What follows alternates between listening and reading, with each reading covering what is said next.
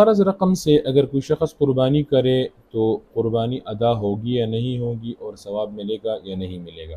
اس کی دو صورتیں بنتی ہے۔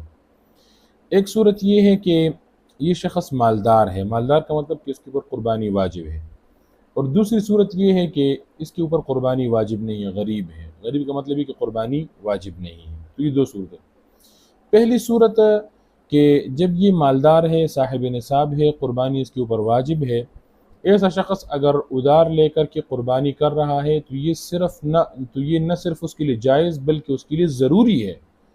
بہت سارے لوگ اس مسئلے کا شکار ہوتے ہیں کہ قربانی تو واجب ہے، صاحب نصاب ہے، لیکن فی الحال نقد کیش نہیں ہے، تو ایسے شخص کے لیے ضروری ہے۔ شریعت نے دو راستے بنائے ہیں اس کے لیے۔ ایک راستہ یہ ہے کہ جس چیز کی وجہ سے یہ صاحب نصاب بنا ہے، اسی میں سے کچھ تھوڑا بہت بیچ کر کے اس سے قربانی ادا کر لے، یا اگر وہ نہیں بیچنا چاہ رہا، وہ نہیں بیچتا یا نہیں بکتا، تو دوسری صورت میں یہ ہے کہ قرض لے کر کے یہ قربانی ادا کر لے۔ یہ قربانی کرنا اس کے ذمہ لازم ہے، ضروری ہے، تو اس شخص کے لیے تو یہ حکم ہے۔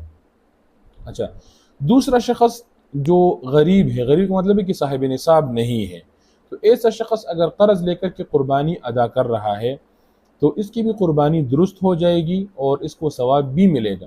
البتہ یہاں پر اس چیز کا خیال رکھنا ضروری ہے کہ اگر اس کے اوپر پہلے سے قرضہ ہو، یعنی پہلے سے یہ مقروض ہے اور اب یہ مزید قرض لے کر کے اس سے وہ قربانی کا عمل کرنا چاہ رہا ہے، ادا کرنا چاہ رہا ہے، تو اس کے لیے یہ اولا نہیں ہے، بہتر نہیں ہے۔ کیوں؟ اس لیے کہ یہ قربانی اس کے لیے ایک نفلی عبادت ہے، اور جو قرض اس کے ذمہ لازم ہے وہ ضروری ہے اس کے لیے۔ اللہ نہ کرے اگر یہ دنیا سے رخصت ہو جاتا ہے تو اس قربانی کا اس سے پوچھ نہیں ہوگی، کیونکہ اس کے اوپر لازم نہیں تھا، لیکن یہ کہ اس قرض کے بارے میں اس سے پوچھ ہوگی کیونکہ وہ حقوق العباد میں سے ہے۔ بہرحال تو اس کے لیے بہتر یہ ہے کہ پہلے وہ قرض چکائے، قرض کی رقم ادا کر لے، اس کے بعد پھر اگر اس کے بعد پھر اس کے پاس گنجائش بنتی ہے کہ اس سے ادھار لے لیتا ہے تو اس میں کوئی حرج نہیں ہے، لیکن نفلی وہ قربانی ہے، اس میں کوئی حرج نہیں ہے، ثواب بھی ملے گا اور اس کی قربانی بھی ادا ہو جائے گی۔